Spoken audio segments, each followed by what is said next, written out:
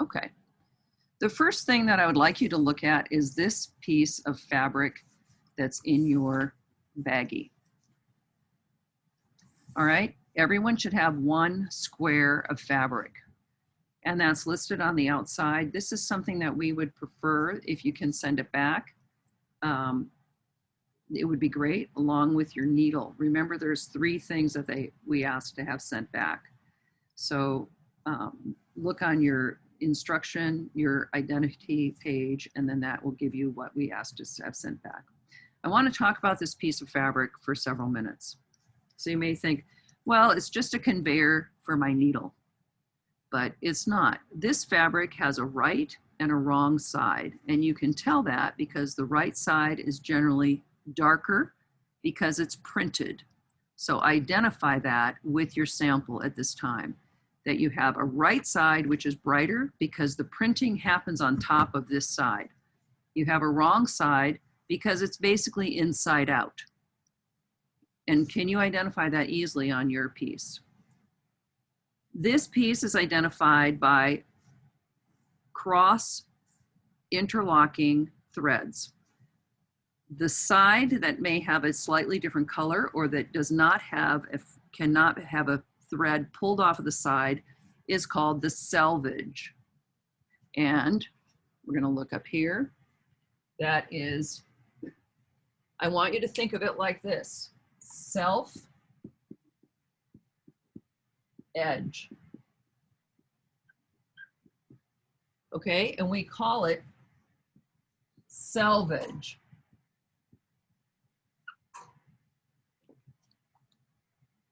That is a finished edge on every single piece of woven fabric. When we're doing woven fabric, you are working with 2 interlocking pieces of thread. So a selvage, if we have warp, which is lengthwise grain, and weft, which is crosswise grain,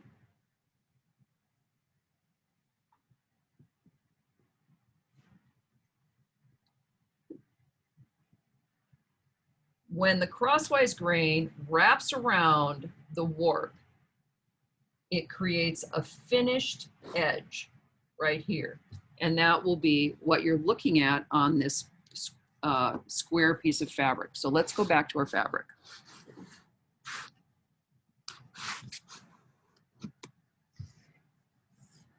I cannot unravel my selvage. Pull on your selvage and you'll see you can't unravel it.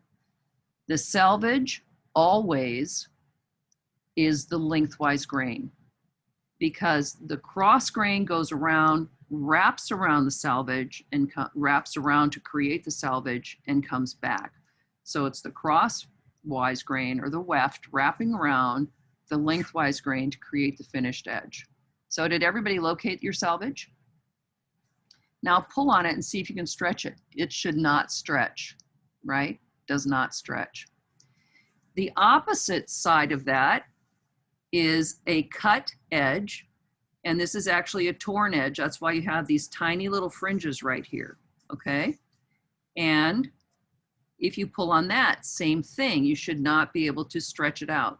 However, you can pull the edge, just distress it a little bit, and you will get a thread off of there.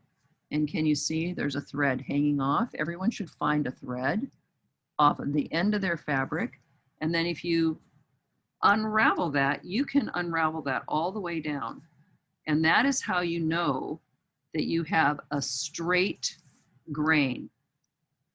This is a straight of grain if you can take one piece of thread and unravel it all the way down. And each of you, we've spent a lot of time cutting those samples, so you should have a straight of grain there. So take a moment and try that. Tease out, teasing meaning you're going to sort of pull this apart. A teasel is a part of a plant, so I'm just going to tease this out by pulling it like this, and I'll get a piece of thread, and then I'm going to unravel it. You might notice, like mine did, it wanted to unravel on the top thread as well. So you can unravel both sides, both the warp and the weft, okay? So I can unravel it, my cross grain piece as well. How many of you can see that? Yeah, any problems? If you're having a problem, just let me know. Okay. All right, so we've established that the lengthwise grain is the strongest fiber on a garment. This is the strongest fiber. We want it to go up and down the body. It is when it lays along the body. This is unlimited length. This can be 25 yards. This is the loomed side of the garment when we're making the fabric. We'll talk about that more with Fabric ID. So it does not stretch in a woven piece. Now, move to the perpendicular to this is the cross grain or the weft. And you'll note that that has a little bit of ease. There's a slight bit of stretch there, see that? It's not quite as strong. It's not as tightly combined as the warp. So you have a little bit of stretch in that. And then you can also unravel a complete line so you know that you have true corners. So they are at right angles. The definition of a woven piece is two fibers interlocking at 90 degrees, okay?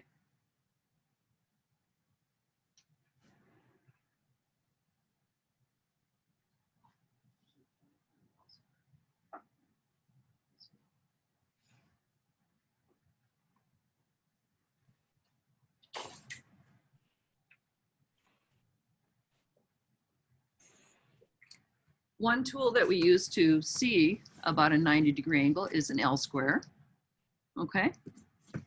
And you can see that this fits exactly in that corner as a 90-degree angle. Hey Pam, I have a question. Yes. Is all material like this? No, good question. But you know what I'm going to do? I'm going to have you guys, I'm going to put it on speaker view so that you'll get a larger image. And you guys should all be on speaker view so you're seeing it pretty closely. Is that correct? If you're on speaker view, it will be helpful.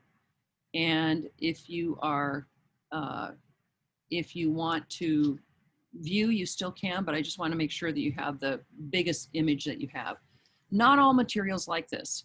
When we do our fabric identification, you'll see that we'll work with woven fabrics. And if you've got your fabric samples, and Cara will send you yours, that there's a large category of woven fabrics. So this particular woven fabric is a plain weave, so it's over under one, like this. If it's a woven fabric, it will always be two pieces of interlocking yarn at 90 degrees. Now, other kinds of fabric, let's just, for giggles, we can just put them up there quickly. I'll put them above, actually. So we have woven is a primary category, and then we have non-woven. So what would non-woven be?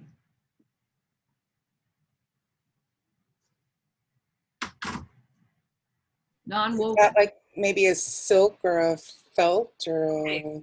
Okay, excellent. Now you've given me two different examples. You've given me silk, which is a fiber, and that's the origin of the yarn. We'll talk about that. And you've given me felt, and felt is a non-woven. So in non-wovens,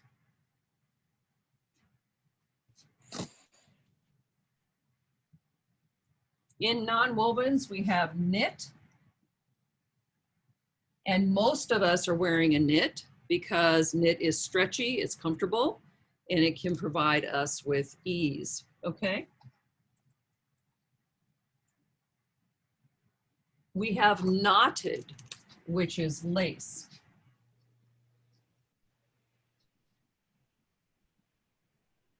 Okay, we have hide, which would be the skin of an animal. Felted, which is a group of yarns placed together. And we have We have sheet goods, which would be vinyl. So that would be a liquid that is extruded into a sheet. And when you see like vinyl shower curtains or something like that, that is also, that comes under the non-woven category. So we will be addressing each of these when we get to our fabric identification sample, and you'll be identifying each one of those 47 samples so that you can find those out, okay? We'll be identifying both by fiber and by construction technique for the actual fabric itself. All right, but we are currently working with woven. And woven definition is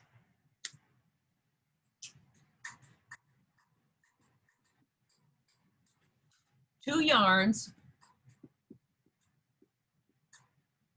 at 90 degrees. Okay? So they are interlocking this way, a 90-degree angle. All right, so excellent question. Let's go back to our sample for a sec. I want to show you a couple of other things about it. So here we are, and this is called our Selvage. It happens to be along the warp yarns, and just remember warp speed, it goes forever and ever and ever, like a rocket ship. This is the longest yarn. Weft, which is the cross grain, has a little more stretch. So if you get a piece that you don't know what it is, you can always do this, stretch it and say, this one is slightly stretchier, that's the cross grain. Now, there's another secret weapon we have with this. Because we did not get knits for quite a while, and we certainly didn't wear knitwear. And in the 30s, we had those beautiful dresses that draped along the body amazingly. And that's because they were cut on the 45-degree angle. So if you look, again, at our L square, and you see that this is a clear 45-degree angle to the 90. Pick that up and pull on each corner, and you'll see that there's a significant amount of stretch. That is a significant amount of stretch, right? So when you are working with this kind of a woven fabric at 90 degrees, when you use the 45 degree, there's going to be more flexibility. And when you look at it up close, you'll see that the fibers actually move. That's why when we did the buckram, I could pull those edges not on the corners, but on the diagonal, and that created this stretch, so it can make it go around a corner, it can make it hang over a body, it can do all kinds of things, okay? So that is called the bias. And we'll put it up here again so that you just know how it's spelled. At the 45 degree, this is the bias.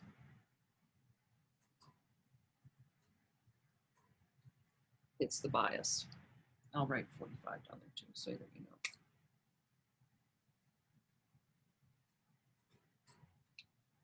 Okay. Now, take your needle out. It's very easy to lose these.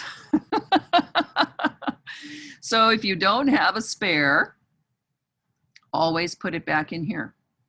And then you'll notice this goes along with our great numbering system. Your bag has a number, your sample has a number, your needle goes on the number, okay? So that's just kind of a tricky thing. I would like you to get out your thread and your scissors.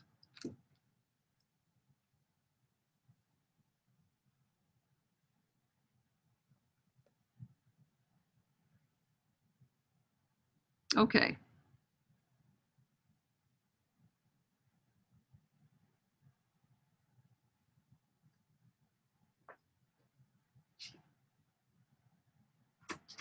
So we're going to peel off a small piece of thread.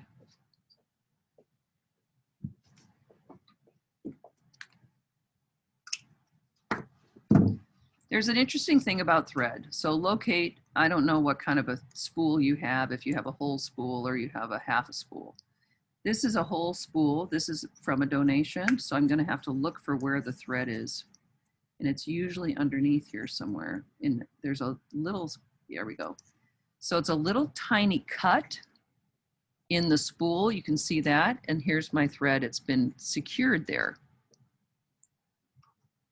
Even thread has a right and wrong side, believe it or not. So it's easier if we thread this end and we sew using it this direction than if we cut it and sew the other way. When you pull off your thread, I would like you to pull off not a really long piece, but a piece that is from the fingertip to the elbow to begin, so that you're not frustrated. It's easier to rethread than it is to untangle knots, and knots happen. So I'm clipping off the end of my thread that was frayed, and this is the end that was wrapped this way around my spool. All right. Try not to lick your fingers, especially in coronavirus, right? We don't want to lick our fingers and do this. You can flatten your thread. You can actually lick your thread if nobody else is going to be there. What I do to thread my needle is I hold my needle with the eye, and you all can see the eye right here, with the eye facing me. So my eyes are looking in that eye.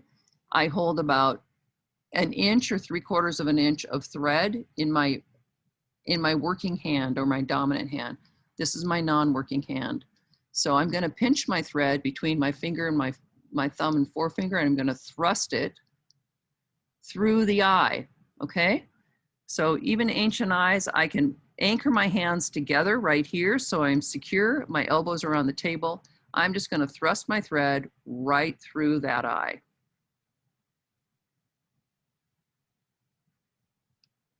Might take a couple turns. And if it's not working, it may be that you need to clip the end of your thread if you have a little burr, or if you have a long fiber hanging off of it. Okay, so get it through there. Mine's being very uncooperative. I may have to break down and get glasses. Okay, here we go. So it's all the way through. You can see that it's pushed through, and then I hold it with that finger. Okay, then I can pull the tail through. So I've got both of my pieces through my thread. Does everyone have that? Okay, does everyone have that through? Okay, unthread it, and I'd like you to practice that 4 times.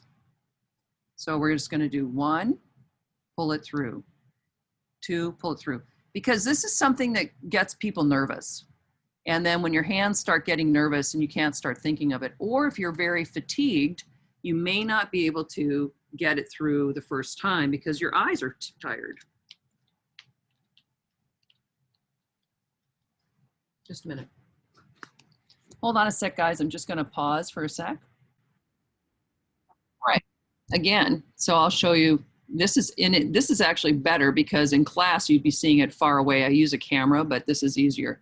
So I'm holding my non-working hand. Do I have any left-handers in here? Okay. Ashley, are you left-handed? Or did I just not clear your thumbs up? Ezra, are you left-handed? Oh, sorry, I didn't realize I'm muted. I didn't clear my thumbs up. I'm right-handed. Okay, and Ezra, are you left-handed?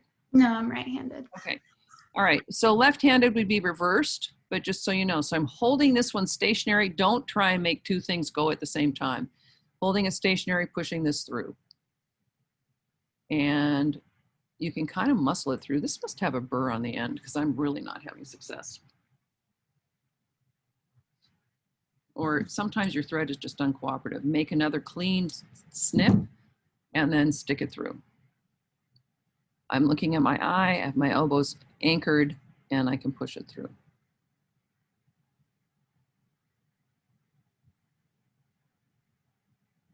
Yeah,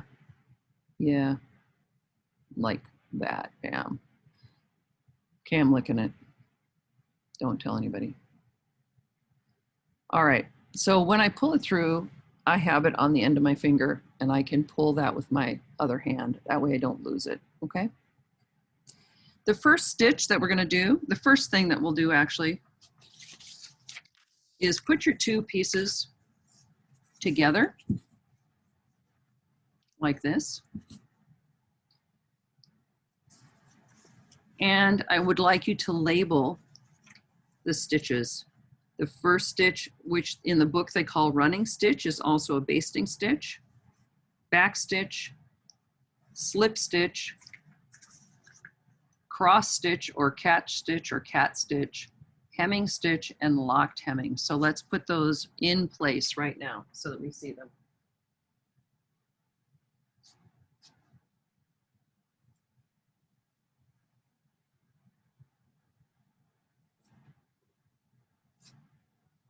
So this is the one that we call running stitch or basting.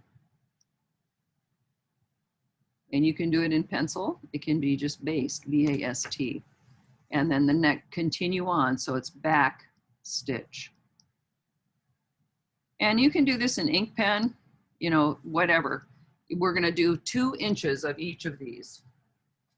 So go ahead and do those now.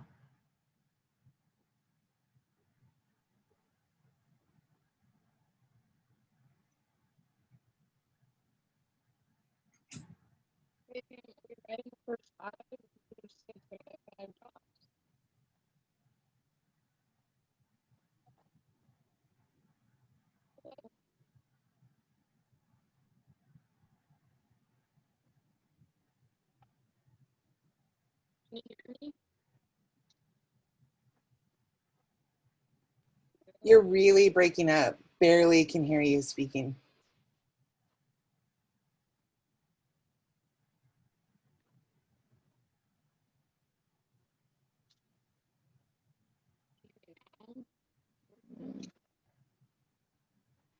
Still very low.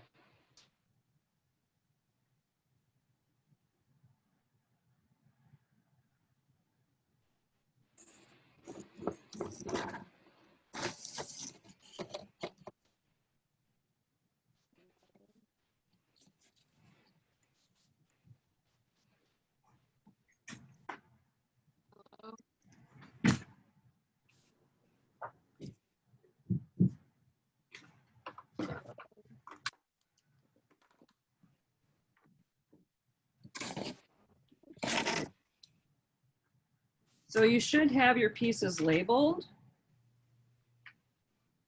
Can you hear me, Pam? Yeah. Oh, okay. Wait, why are there 6 but I have 5 dots? That's 5 dots gives you 6 increments. Oh, 1, okay. 2, 3, 4, 5, 6. So I've laid my labeled one out for you to look at. Just copy that.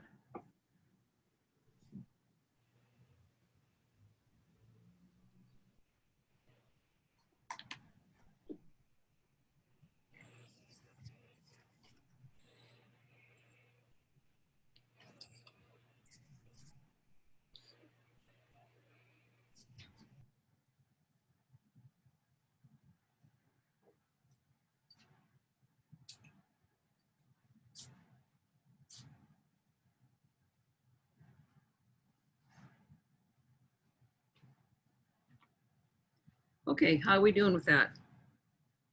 Okay.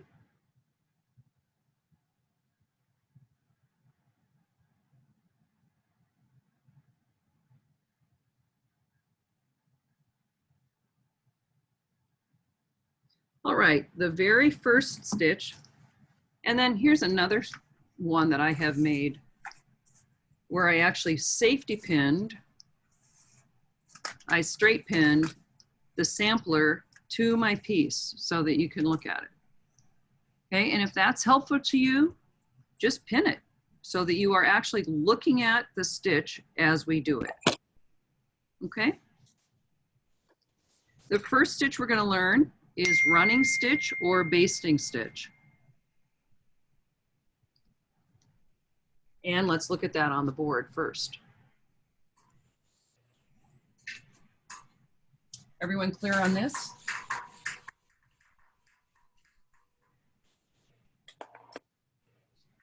Basting stitch, there are some things that you want to remember about it.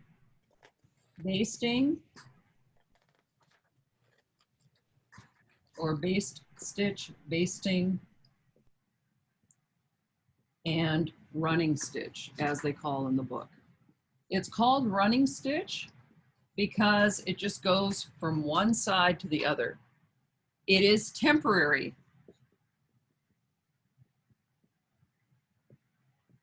There is no knot at the end of the thread. So we're going to leave 2 inches of thread here. We're going to take in, out, big bites, in, out, and then 2 inches of thread and absolutely no knot at the end. So if I'm going to work this particular stitch on my sampler, notice that I can pull this thread and I can take it out. We hold things together temporarily. We hold things for a fitting. We hold a hem up temporarily. One thing about this stitch is it's very, very fast. So I have my needle. I am using a single thread, no knot at this end. And my second thread, you can see here's 1 thread, 2 threads is halfway down. I'm going to hold the fabric in my non-working hand and I'm going to pierce by my dot and go in, out, in, out, in, out. Fairly large stitches. Are you going through the back of the material as well? I'm going through the back as well. Yes, good question. And I'm just going to do this little section. You can do 2 or 3 stitches at a time, trying to keep it relatively even to the fold. And when I get to my other dot, I am going to pull my thread and clip it at 2 inches. Easy peasy. And you see, I can actually move this thread back and forth. All right? So that is the running stitch or the basting stitch. It's temporary. It holds 2 pieces of cloth together for a temporary purpose, whether it's folding up a hem so that we can see it on stage and see if it's the right length. This is a big problem in our particular theater because the audience is looking down at the actor. And also, can the actor maneuver in this particular length? Are the pant hems both exactly the same length when we look at them on stage?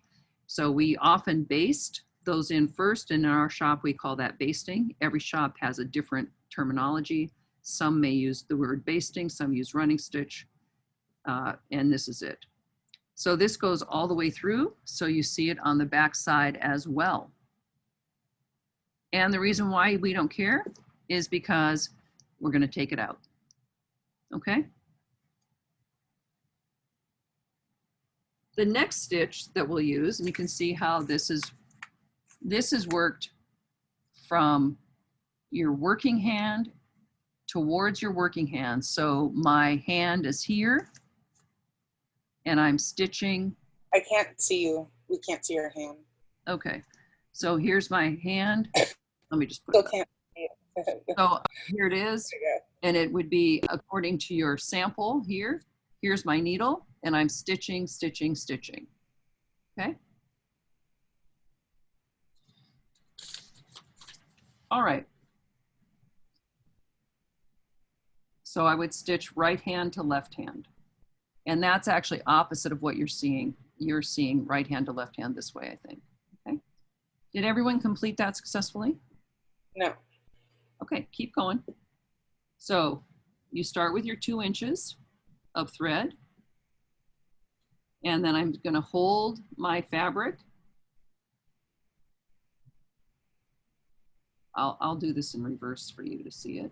So I'm going to hold my fabric, and then I'm going to go from right to left by taking a bite, a bite, a bite, a bite. And again, these can be fairly big bites because it is temporary.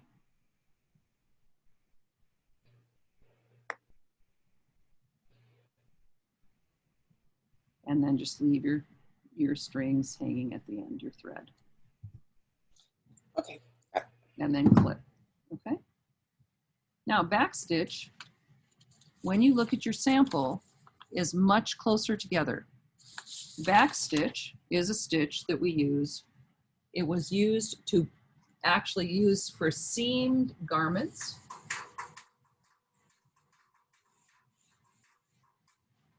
This is a very handy piece that instead of a sewing machine, this seamed garments together, okay? And we're going to use it as though when we do our sample, we're going to make these bigger samples like this. And it will, again, it's to join two pieces of fabric permanently.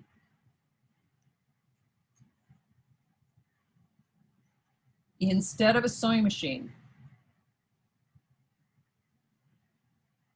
Why might we want to use that? There are some times, for example, if you're making clothes for children, where you would be sewing an arm's eye right here, a very small section, and on a child it might be just a 2-inch diameter. You can't get it into a sewing machine. So this stitch would be something that you would use. You're going to work this from right to left. Does this look like right to left to you guys on your screen? No, Does this look like right to left? that does, yeah. Okay, great. So we're going to make a knot. That's the first thing. This dotted line indicates a fold. So you'll note that each one of your hem pieces has a fold like this, right? This fold right here, so that you are creating a finished edge up here. This is a folded edge, and this dotted line indicates a fold. We hide the knot in this fold, so it's hidden in the fold line, okay? And that gives it protection. So the knot has a little bit of thickness, but it gives it protection of this piece and this piece, so it does not show through. Even the bump doesn't show through on the right side, if that makes sense. I'm going to demo this in a minute.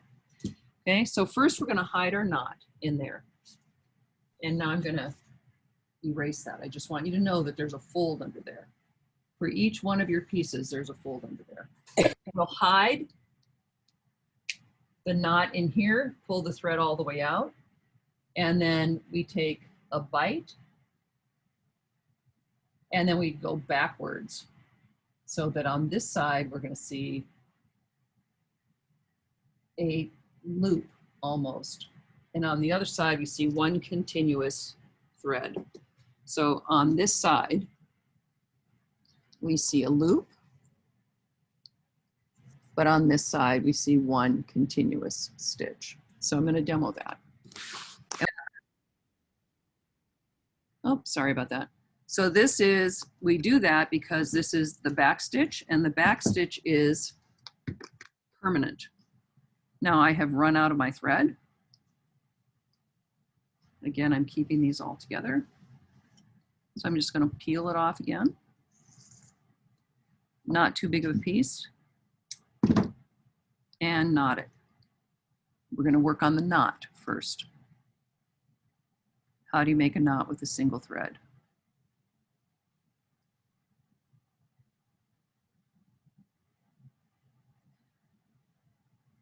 Hold your needle, hold your thread, pull it through. Okay. To make a knot,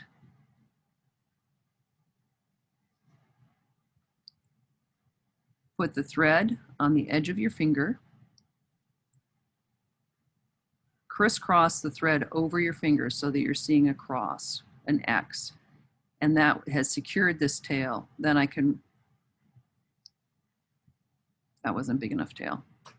Okay, then I can just roll this by holding, I'm holding with my left hand, roll this off the edge of my finger, and I create some knottage, and I pinch that with my fingernail, and that creates a knot. Let me see if I can make that clearer.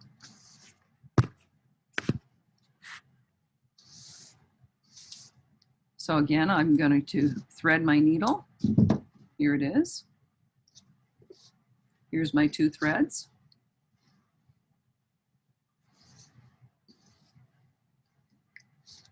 Going to wrap this thread around my finger. I'm going to roll the thread off of my finger and create a little bit of thickness. I'm going to pinch that with my 3rd finger and I create a knot.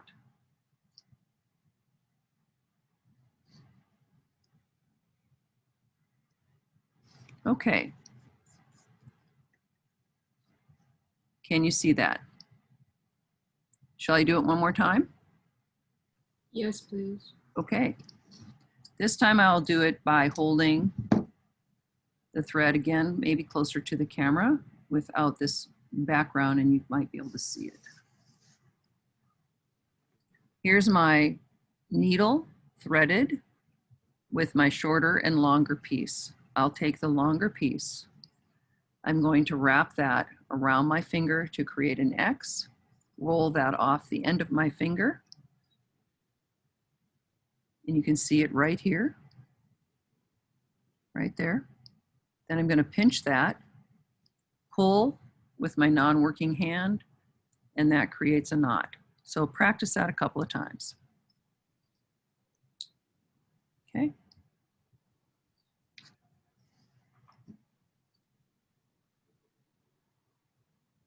Your book, as I have said, your book shows this and gives you details of your backstitch.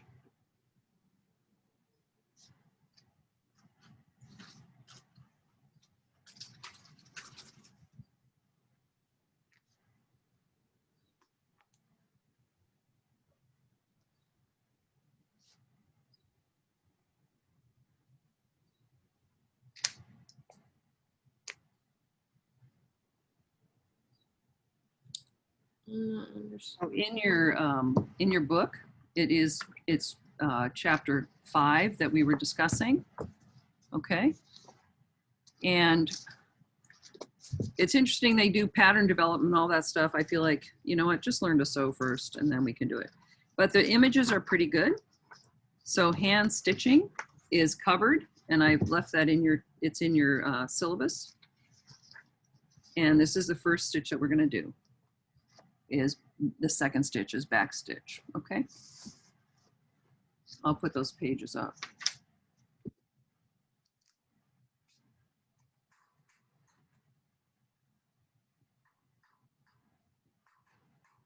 Page 175, basically through 179 or 180. Okay, we'll look at that in a minute.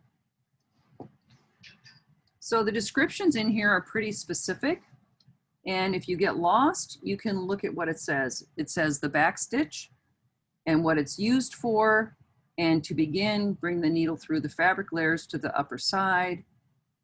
First stitch, insert the needle about 1/8 of an inch behind the place where you want to put the first needle. Okay, so that's what we're going to do. If you get lost, you can always go back to your textbook. Does anyone need help with the knot?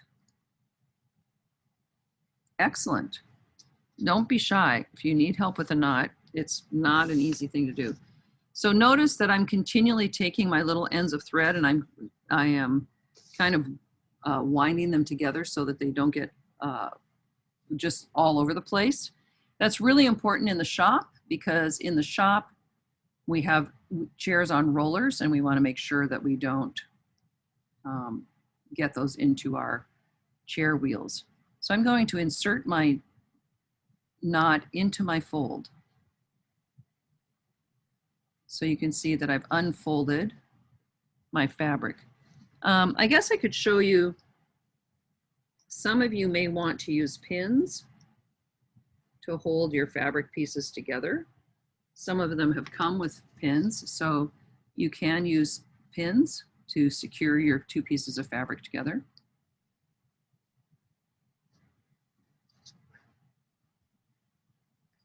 I've hidden my knot and I've brought my thread to the inside. I'm going to stitch 1/8 of an inch backwards, and 1/8 of an inch, going through all the layers now, and 1/8 of an inch forward. So please just watch, don't do this as I'm doing it. 1/8 of an inch back, 1/8 of an inch forward, that makes this T. And then to continue, I have my thread go back to this origin and come back in, making the T again. So always put your thread, pierce your needle back 1/8 of an inch at the start of your previous thread and bring it through 1/8 of an inch beyond where your thread came through your fabric.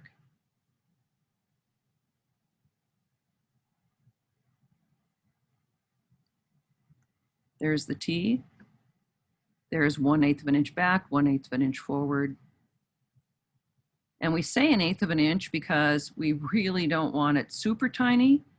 Some of you are amazing about that, and we also don't want it bigger. So there it is. And then I pull it through. Now on the other side, remember this would be a seam, so neither side would be to the audience side or to the visible to the naked eye. On the other side, you're seeing this overlapping. So I'm going to show you the other side as I pierce through so you see what it looks like. I'm going to poke it through to this side where my thread comes up. I'm going to go beyond where my thread is out. You see it's a longer stitch on this side, and then I pull it through. And then I would do the same. So you see it overlaps. I'm starting and it's overlapping where this thread came out. Okay, so back on my right side,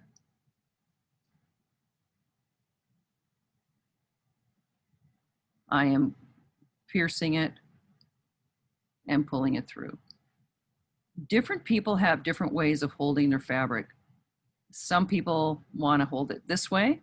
Some people want to sew towards themselves. Some people hold it this way. Okay? So you can choose and try different things so that you see what's easiest for you. I go back 1/8 of an inch. I go underneath where my thread came through, and then I pull. Now I'm not doing this in space. My arms are anchored on the table.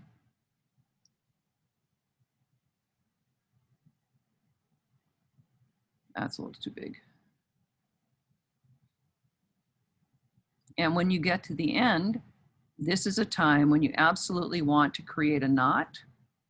So we are creating a knot with one thread, and I'll show you how to do that.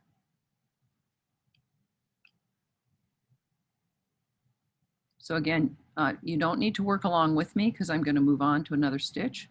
The most important thing is that you really focus on the technique first. I have my thread come out, I go back 1/8 of an inch, and then I come up 1/8 of an inch from where my thread comes out. Now I'm ready to do a knot. I'm going to take a small bite, very small bite. This should not go all the way through. This is the same knot we're going to use for all the stitches. So basically I'm making a small bite and making a loop. I want to use just my single thread. I will pick that loop up and put my needle through it. Once I've crossed it, I'm creating a knot. We always do 2 knots. Be careful that you're not pulling too tight so that if you pull too tightly, you will distress your fabric. So I will do this again by taking a small bite. My needle's not going through to this side, to the right side of the garment. I'm just going to do that again.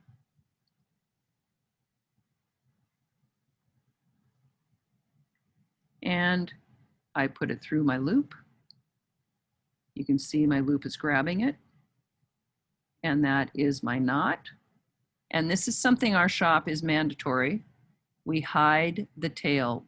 We want to have the least interruptive things. If you leave a tail, an actor or an individual can pull on it.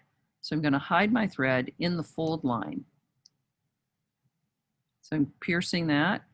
I'm going to slide my needle along here, making sure I'm not on the other side. Here, I'll get rid of this pin so you don't see it. So it did not come through to this side. It's just taking a bite here, so I can pull this. And when I get my thread out, I can clip it right here and it will disappear into my hem. Okay. Now I have my back stitch. So that's the first 2 stitches, running stitch and back stitch. When would you use a back stitch? So again, we use a back stitch when we want to join permanently 2 pieces of thread, 2 pieces of garment together. So if you have a very small arm's eye, which is the part that goes around the shoulder, this is the arm's eye. You might be working on a small piece, or if we're working on the half scale mannequins, that is a very small piece.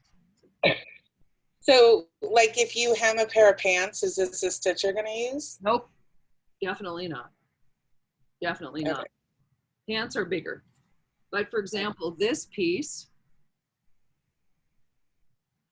this might be almost too small to put into your sewing machine. See how small this opening is? So Right. sometimes that would be it. People use it for doll clothes, or there's times that I have used it because I've been on a location where I have not had a sewing machine. I need to secure something. So Yeah. if I, have somebody that bends over and rips the whole crotch of their pants, I can do this by hand on set and get them back working. And if you don't have a machine at home, like I said, I made my entire mask by hand. So I did both a machine mask and a hand mask to show people how to do that. So this is what you want to do. It would be to join it permanently. And it looks like a sewing machine stitch. If you do it well, it looks like a sewing machine stitch. And then I was just going to get the seam gauge. This is the seam gauge. Remember I talked about it before where it gives you incremental measurement, but I can look for my 1/8 of an inch. There's my quarter, there's my 1/8, so that I know how big a stitch is. And I can put that up to the stitch that I just made. I don't need you guys to do that, but that one's pretty good. Those are pretty good. This one's a little big, okay? But this is the kind of detail that we work with, and you want to get your tape measure eyes together, okay? Okay, those are the first 2 stitches. They tend to work from your working hand towards your working hand, so right to left if you are a right-handed individual. The next stitch we're going to work on is slip stitch. Again, don't worry that you're not doing these stitches right now. We will stop and I'll allow you to work on them, and that way each person can work at their own pace. So if you're working on it now while I'm talking, that's fine. And then when I demo the next stitch, just pull your thread and clip so that you can come back to that point.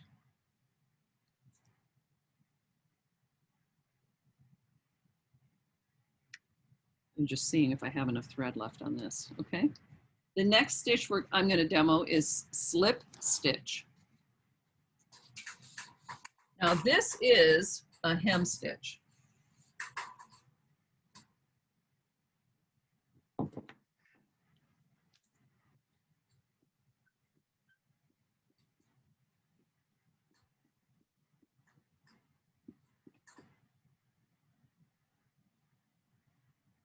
Again, all in your book, pages 175 to 80, and then I will also post this.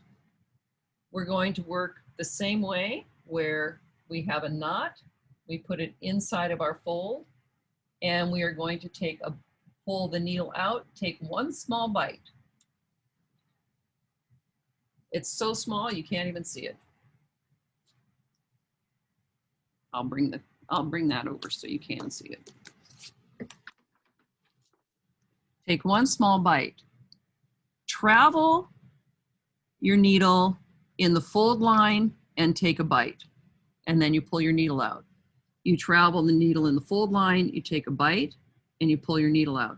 So your traveling is hidden under here in this fold. And the way that this looks,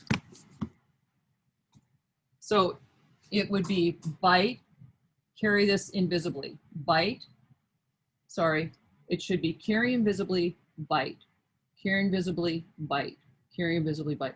I say that because Clarice finally brought up to me last year, Pam, I find it easier if you carry it and then bite. And I thought, okay, well, I'm probably the weirdo doing it the wrong way. So let me show you how this looks.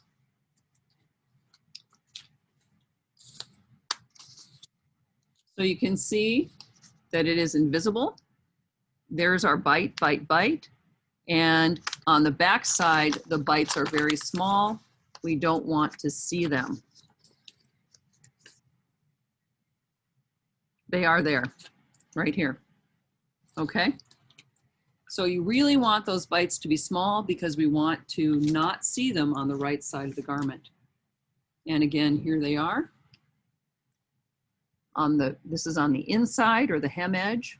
This would be on the exterior of the garment. If you have a matching thread, you really would not see those bites. You're picking up such a small piece. Again, thread the needle, make a knot. In the end, by wrapping it around, creating an X, rolling it off the end of the finger and pinching. If your thread is too long, just clip it. If your tail of your knot. I will be putting this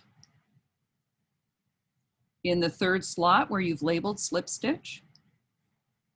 I'm going to move my pin to the other side.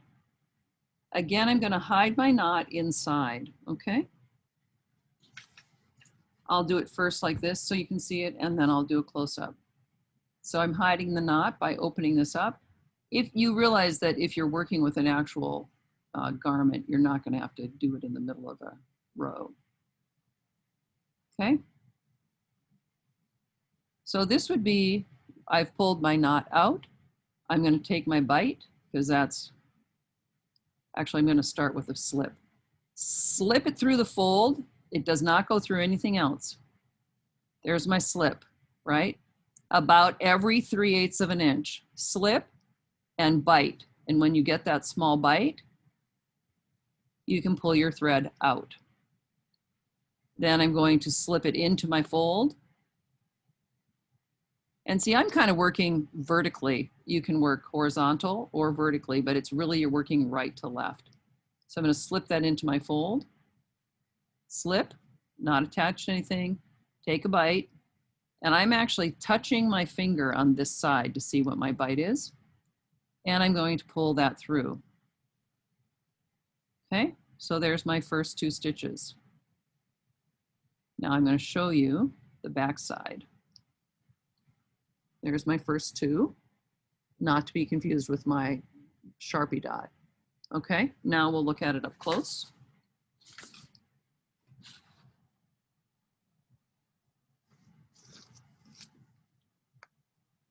So I've slipped, my left hand is underneath as I showed you in the image.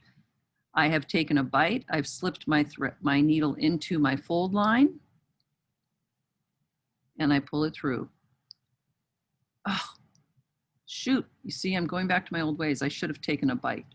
Okay, I'm gonna do this. Now I'm slipping it through, ignore that piece. At the end of the slip, take the bite. Old habits die hard. There's my bite. There's my slip and bite.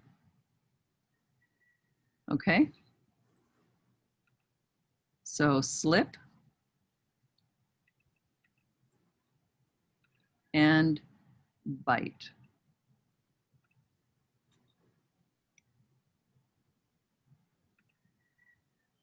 Slip and bite. Can you do it lower? I can't see you, Pam. Yep, how's that? Is that Good. better? Always Yeah. tell me. Slip and bite. Then after my last bite, I'm going to make a knot on my hem edge. Before I make my knot, I'm checking my back side. Yes, acceptable. Remember, this is our previous one. This is the one we're working on right here. But you can see there's bites there. And now I'll do my knot by making a loop. First of all, I take one bite. I wanted to check that because if I needed to take it out, it's easier without doing the knot. So I'm taking one bite just through the hem allowance, not going through my right side. Of course, I have unthreaded my needle. This happens, by the way, especially when you get to the end. All right.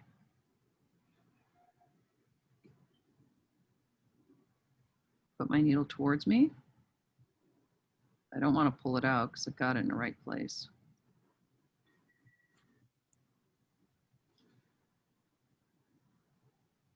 So what is one thing you think you develop when you're doing hand sewing? Patience. Patience. Because if that's going to make you mad that your thread got pulled out, only person to blame is yourself. There's my loop. Putting my needle through my loop, making a knot, and I'm going to make a second one right here. Put it through my loop and make a knot. So it's secured. I have 2 knots.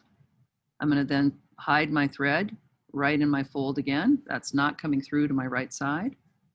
Pull. And then I will hide the tail. Okay, there's our slip stitch. What is the advantage of slip stitch? Can you think of an advantage? Other than it probably seems like a big pain in the neck. How many of you feel it's a big pain in the neck? The great thing about slip stitch is there is very little thread surface showing. So you can't pick it out. If you're putting your hand into a sleeve or you're putting your bare foot into pants, it's not going to pull the thread out. So it's a very secure hem. It is very likely the most secure hem.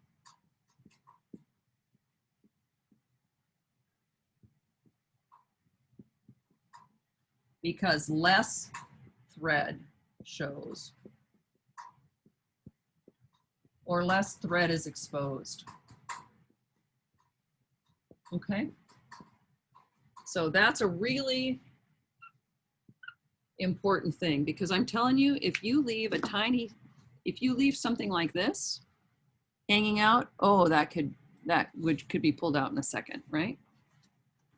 Okay, slip stitch.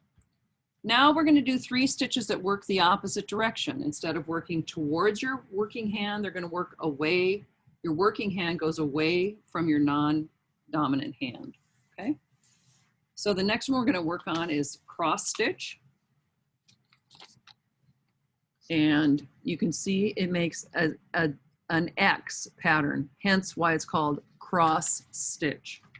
So let's look at that on the board. This is a very interesting stitch, and we do something very different than the book. The book says that it's not a hem stitch. It is definitely a hem stitch. It's a great thing because I'll show you. It's a diagonal. So what does that tell you? There's something we talked about today is a diagonal.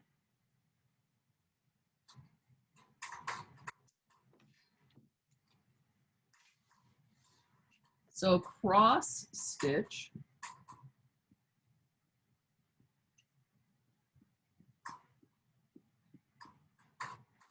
is going to start in your non-dominant hand and work the way across. All of the thread is exposed. So even though that might not be the best for a hem, the advantage of the diagonal is it gives some movement. Remember, with the bias on a diagonal, it gave movement or stretch. So we're going to put our knot here and then carry the thread up, stitch back towards the non-working hand, and all the thread is exposed. Now some of them do bigger. I like small bites. And then you do your knot. This bite goes all the way through to the garment outside.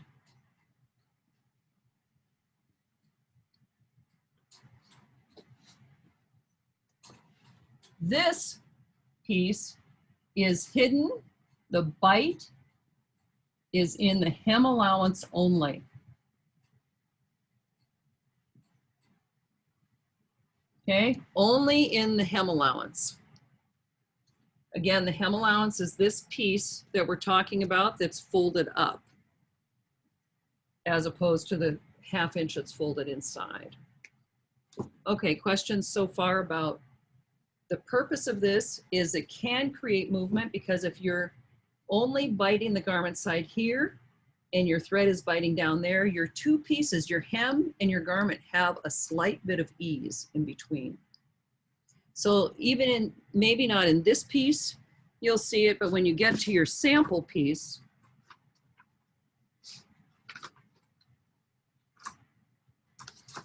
and it's longer, you'll actually be able to manipulate these two pieces separately, okay? So I can operate that.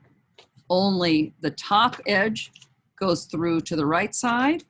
The bottom edge stays secure in the hem allowance. You'll be mounting each one of your samples on a sheet like this with a description. I have a template I'll put in for you, and how to do it and what it's for. So the how-to and function of the stitch. And those are also in our book. Again, this looks like it uses a little more thread, doesn't it? So I'm going to pull off and make sure I have plenty of thread. Again, I'm not going to pull off so much that I'm longer than from my hand to my elbow, because that just allows a lot of wiggle and knot, and then you get into bad language. Okay. Again, I'm going to thread my needle.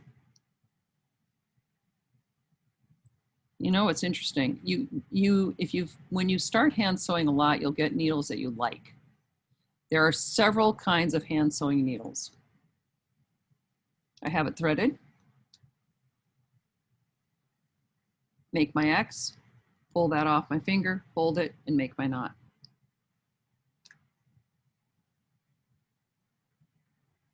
So now I have my thread is a little bit longer. This is my free end, and this is my knotted end, okay? Instead of starting away and working right to left, if I'm right-handed, I'm gonna work left to right for this piece. So I'll move my pin so I'm free. Freedom! Okay. Hide my knot. How many times are we gonna hear that? A lot, every time. So here's my knot hidden.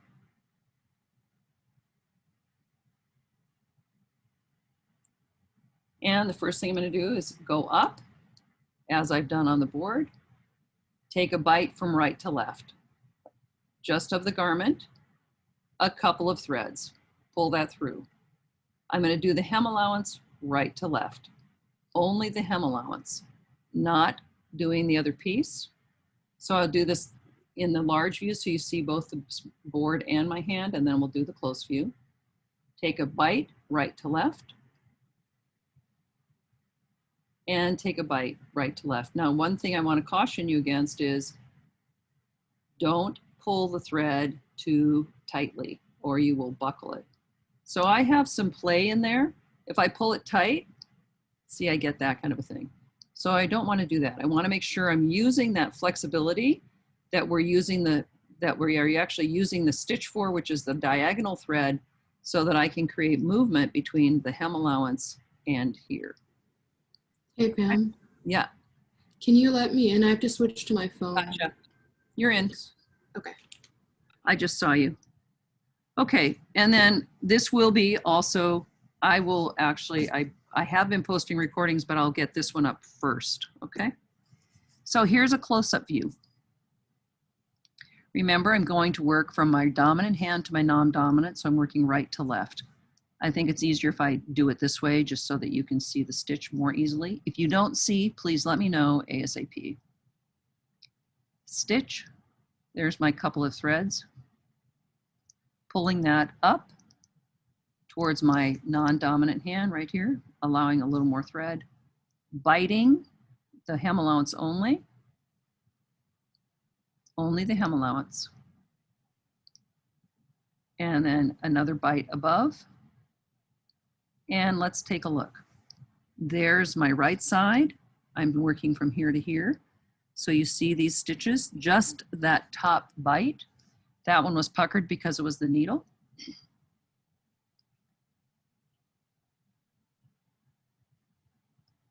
And below. And again, just the hem allowance. Make sure you're checking the hem allowance. So I am literally, every time, my finger's right here.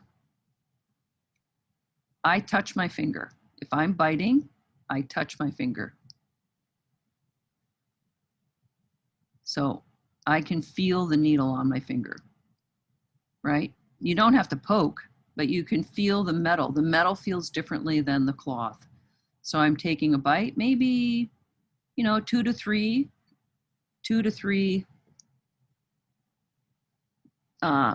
yarns in the fabric. Don't count them. Don't count them. And then I'm ending on my hem allowance, and that does not go through. And then I'm going to make a knot.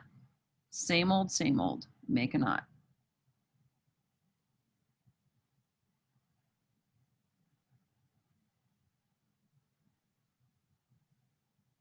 Make a loop, pull it tight, make a second bite only through the hem allowance. Make sure you're not going all the way through. Pull your loop and pull that through so it comes down and flatten, and then hide your thread in that hem allowance. Doesn't go all the way through. Sometimes I do that and it's gone through. Dang. Okay.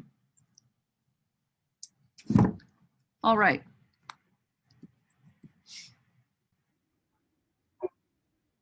So for the hem stitch, same technique. We will knot a single thread. Here's my knot, here's my single, here's my double. And again, I'm going to work from left to right, or from non-dominant towards dominant. So I'll put my pin in to secure my hem. If you're working with a hem, you're going to have pins every so often. And when you start working with your samples, you'll probably have pins every so often. Okay? So I'm going to hide my knot. I'm hiding it inside my fold line and having it come out about 1/8 of an inch below. This is sort of a slanted piece. So then I'm going to bite the garment and bite my fold.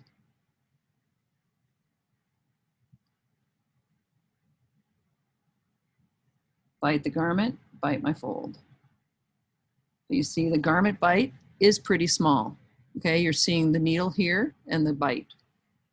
This is a pretty fast stitch. It's the most common hem stitch.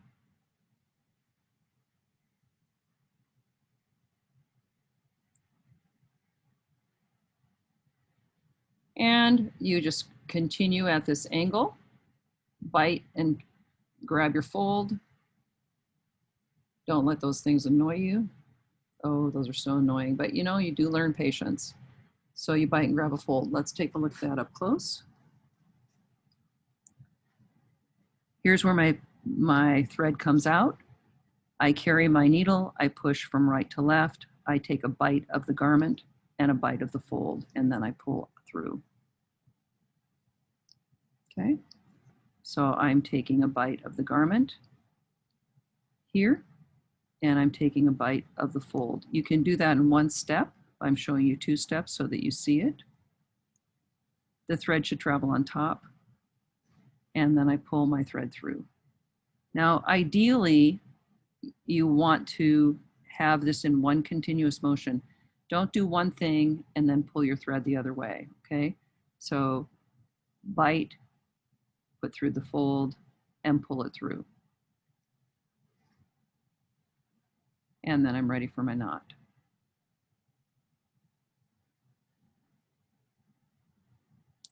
Before I finish my knot, I'm going to make sure my stitches are acceptable on the other side.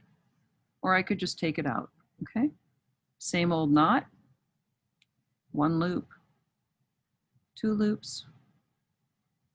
And again, don't pull your knot too tightly or your knot might distort the rest of your stitching. Hide your thread, your tail in the fold line.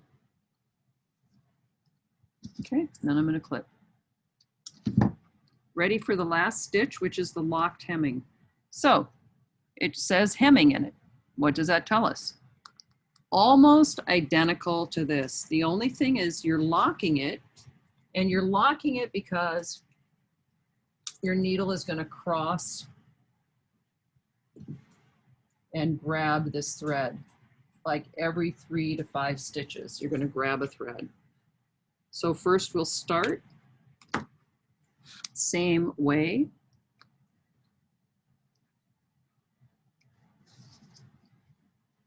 Hiding my thread, my knot in the hem allowance. Got to get it in there. There we go.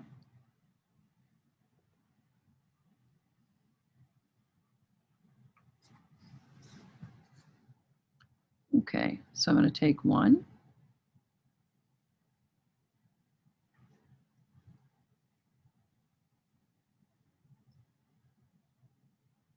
2. And on the third one, I'm going to, if I lock this in place, I'm taking it under this thread and into the fold only, not going my garment again. And that gives me my extra thread. See that extra cross thread? So I will do 1 bite and do this every 3 to 5 stitches. And what this does is if sometime your thread breaks in your hem, it will not unravel because it's locked. Once you've crossed the thread, it's locked. So 2, I'll do 3 stitches this time. 3, pull. Before I do my next stitch, I put my needle underneath this thread, and I'm going to lock that to my fold. See how I'm locking it there? I don't go back into the garment at all. And I pull this through, and that creates this locked piece.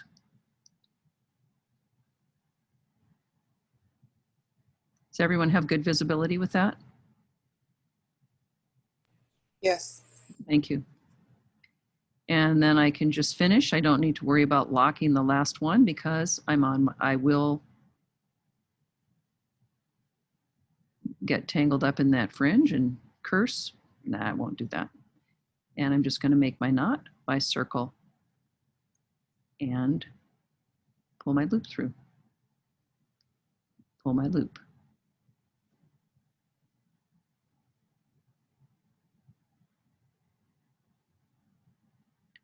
And then I'm going to hide my thread.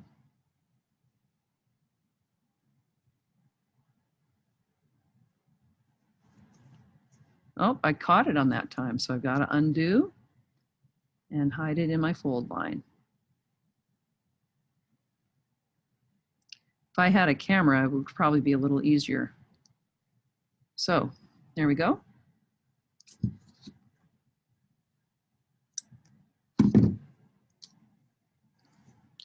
Now the difference between hemming and locked hemming is this extra little stitch right here. I've just looped it underneath that one piece. Okay? All right, locked hemming.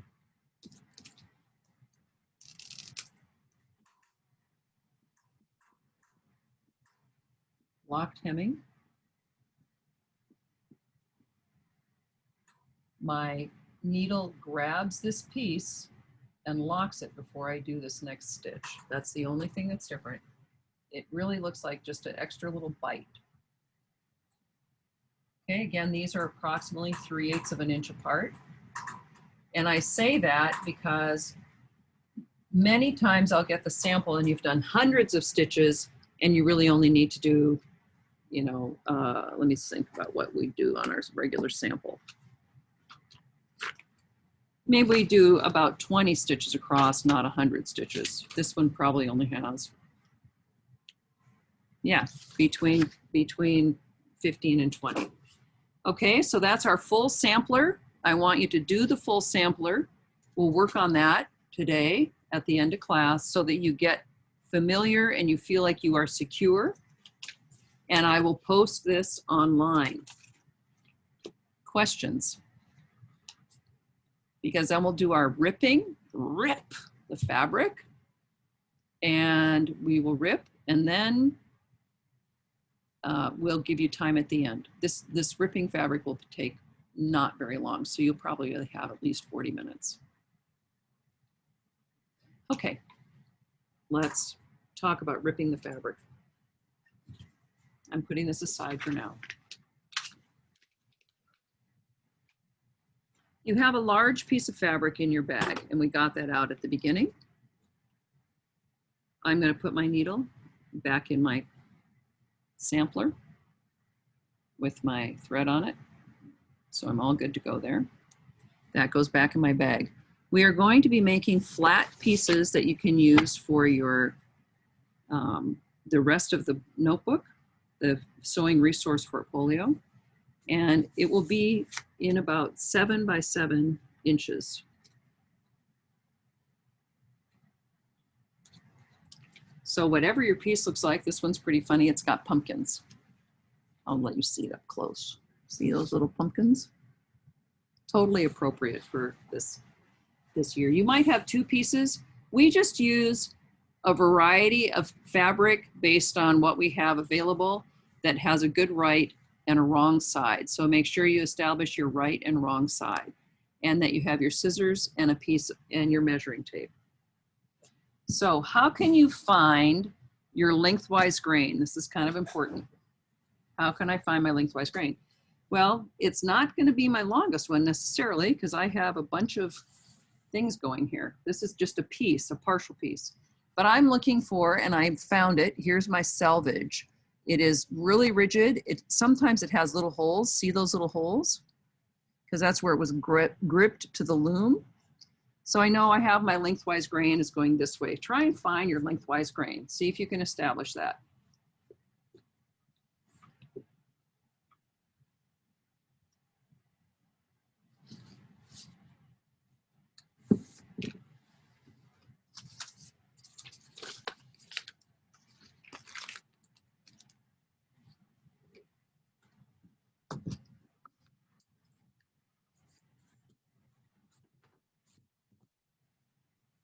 Okay, does anyone have a problem finding their lengthwise grain?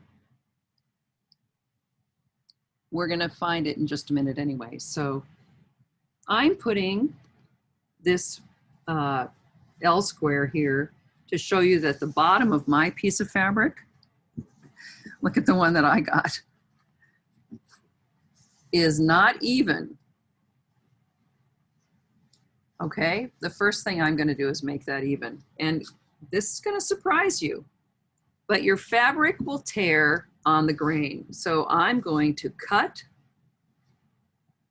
and make a good 2-inch snip. And when I'm tearing my fabric, I grip it on both sides of that cut so I can pull all the way across. And now I've got that raw edge off. And now I have a nice flat edge.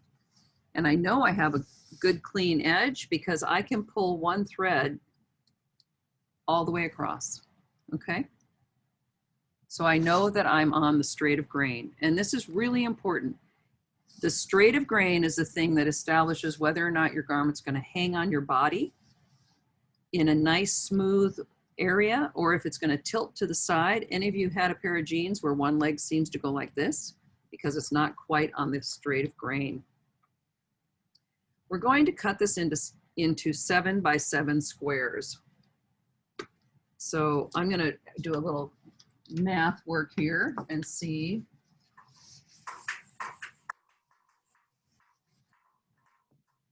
I will post these directions as well, but we're going to do them together. So first, we're going to have our whole piece. And everyone's working with a different size. We will cut into 7 inches by 7 inches square. So I'm going to measure my piece to see what's most economical for my fabric, okay? So on my particular fabric, this piece happens to be 22. That's excellent. I can do a piece that's at 14 and a piece at 7, and I can have a little bit of room because when you tear, you actually take away a little bit of the fabric. So I'm going to use that side. My other side, which is my lengthwise grain, is 28. I can use that as well because that's easily dividable by 7. Okay, our math comes into play here. So on my selvage edge, I'm going to mark in 7-inch increments down this edge.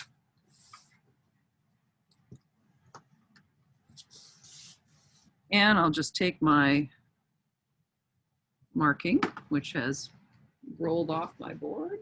No, have you? Where are you?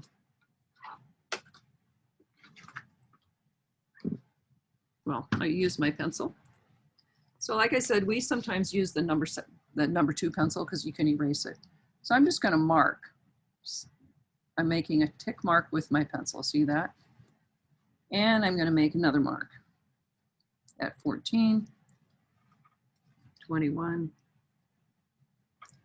Okay.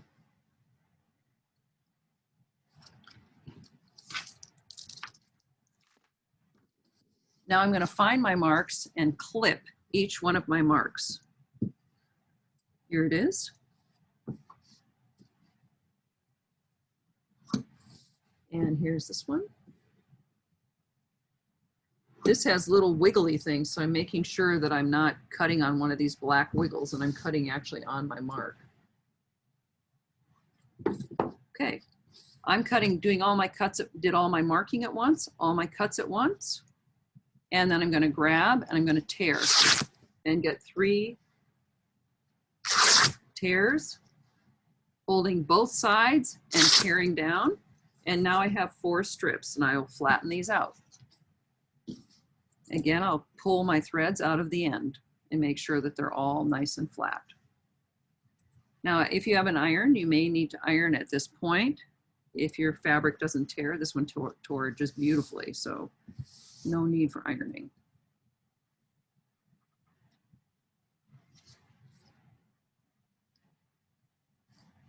And then, you guys guessed it, we'll mark 7 inches on the other side.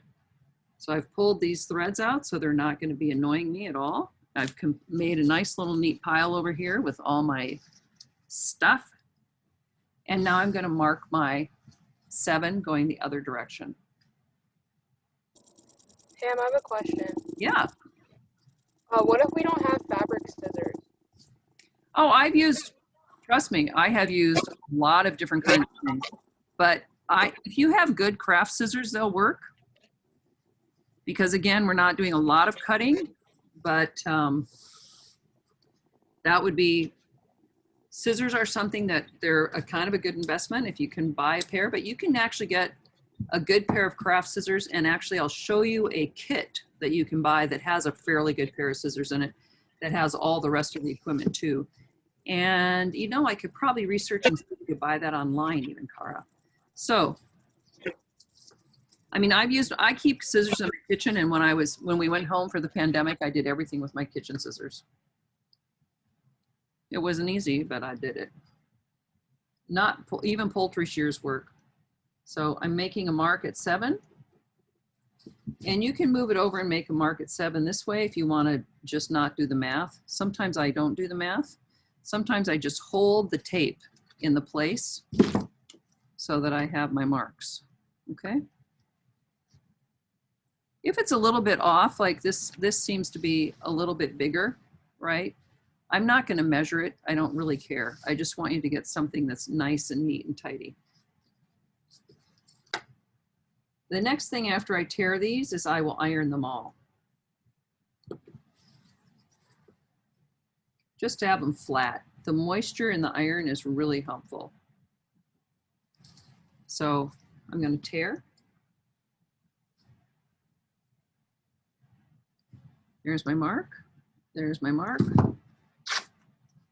And now I'm starting to get a nice little pile of sample page. Now these we will use for both machine and hand sewing.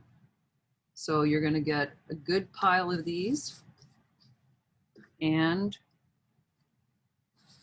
keep them flat in your baggie like this. Making a snip, making a snip, and then holding both of the cut edges and tearing, holding both the cut edges and tearing. In downtown Los Angeles, where there's a pretty big garment district, the fabric area is very, very cool. And those guys are so strong. Generally, it is men, by the way. And they're so strong, they can rip the fabric without even making a cut. I try that every so often, but I just don't have that. I don't have enough purchase right here to do that. So now what I'm doing is I'm tending my squares by getting those extraneous threads out. Remember, we should be able to pull a thread and have it be an even, evenly on the thread grain, okay? So if I can pull a thread, I know I'm on the straight of grain. So I have my nice, neat little pile. Now I'm gonna iron. I wanna show you a couple things about ironing.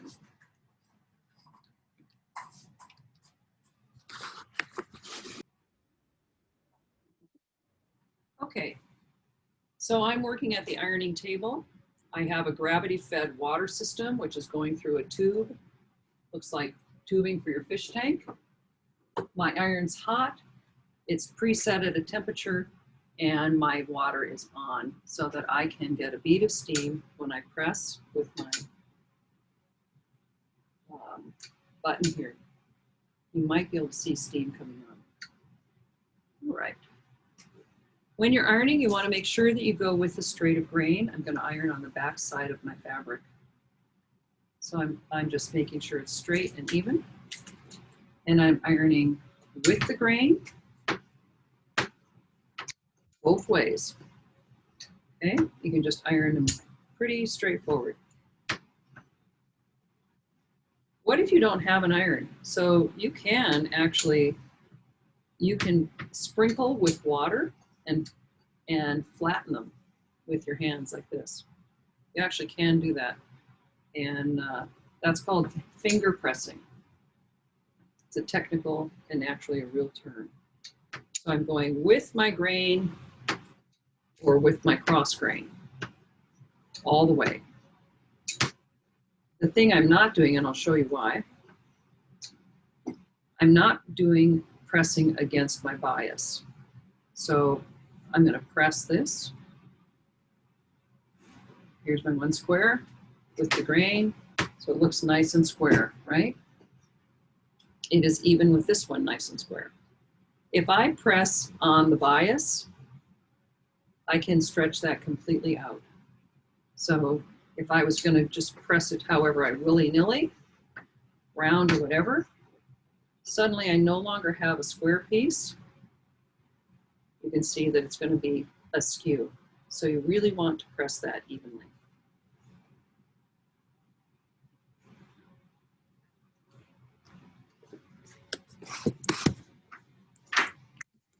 Now let's get up close.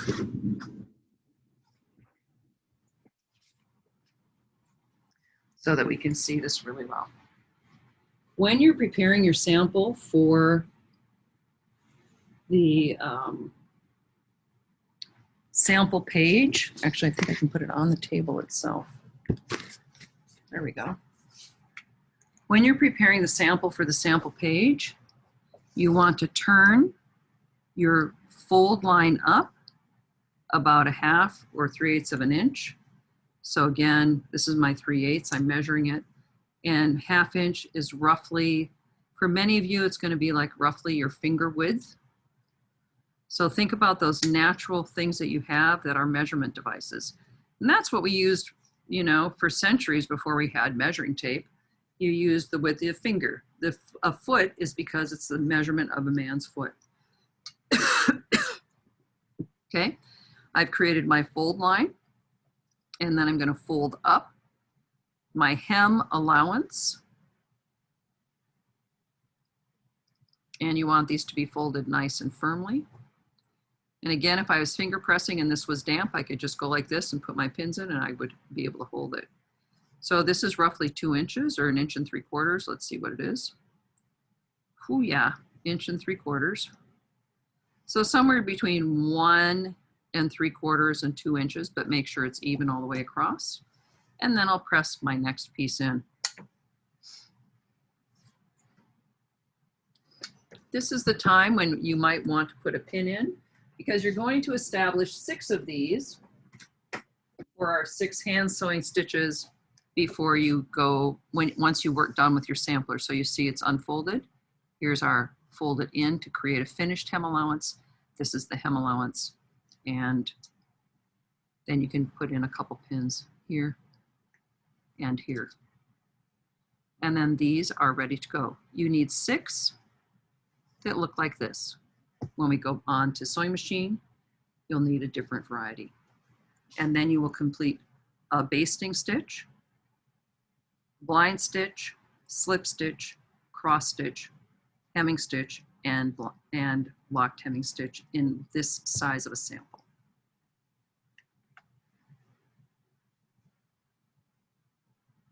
Okay, if you don't, you can use this kind of a tape measure to create your 7. You can measure your 2 inches this way. You can measure your 1/2 inch this way. I used the seam gauge, which works because I can mark this and I can slide this inside and I can go along this way. You can also use a see-through ruler. Both this piece and this flexible tape will melt. So you want to make sure you're not touching your iron to these pieces. The great addition of this metal piece is you can actually touch your iron to it and it doesn't melt. Okay, questions? Any questions? Why would you rip material as opposed to cutting it? Because you're always on the grain. We far prefer ripping because ripping makes it always on the grain.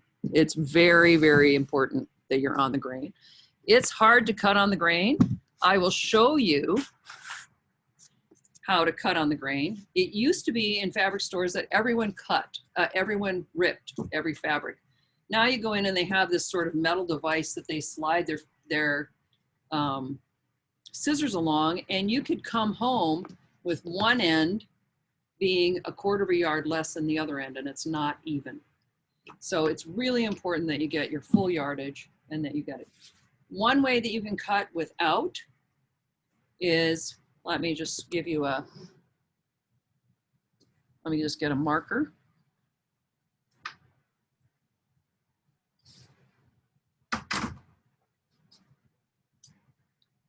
And it's a little bit tricky. I think you'll be able to see it, but I'll just mark my 7 inches here. And if I don't want to rip this, then I can pull a thread to make it be on the grain. So I'll still clip. And then I find my warp thread, one of them right here. See, I have this series of threads right here in the center. And then I will pull this thread, and that will disturb the fabric. Pulling a thread is to straighten is one thing you do on like fine wool, but even some wools will pull, will tear. So you have to hold on to that little nubbin of the thread and then pull that.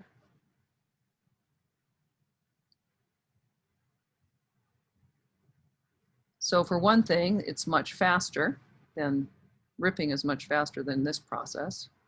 But I'll just show you, I'm disturbing the threads, and then I would be able to cut along that line that's left. So you can see I'm making a line right here where that thread is being disturbed because I'm pulling that and creating a longer thread. Let me just see if I can get absolutely just one.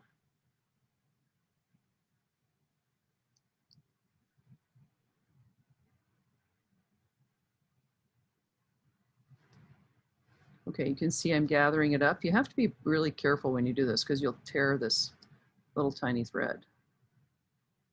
But I'm drawing it up so that I'm creating a gather, and I can actually cut along that because you'll see, you can see right here in the pumpkin that the thread color has changed. Then I would put that down.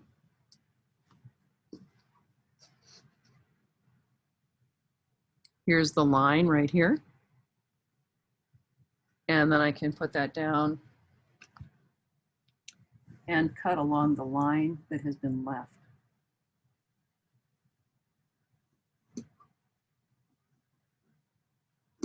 And I guarantee you there is not one fabric store that would do that for you. Okay, so I've been able to pull that thread out, so I cut along my line pretty well. And then I can pull it in. If I can get this to come all the way out, you'll see I'll leave a little hole. So now you can see I've pulled it out, and there's a little bit of a hole showing right here where the channel where that thread was. Let me do that. Maybe hold it so it's there longer. So we're right here. Can you see that there's a space where the thread was? Then I can cut along that place. I can see that there's a space right here, and then I cut along that space. So, you know, that's quite laborious. Ripping is faster. And often when you get to the fabric store, they're just going to cut and they're going to go like this. Or they're going to do something like, let me get another piece.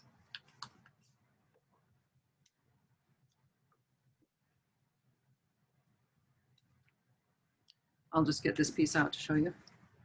Here's my lengthwise grain. They've measured it off, and they'll just cut and they'll kind of slide it along like that. Well, it's not even. And you can't pull a thread here, right? So you are not working with a straight of grain.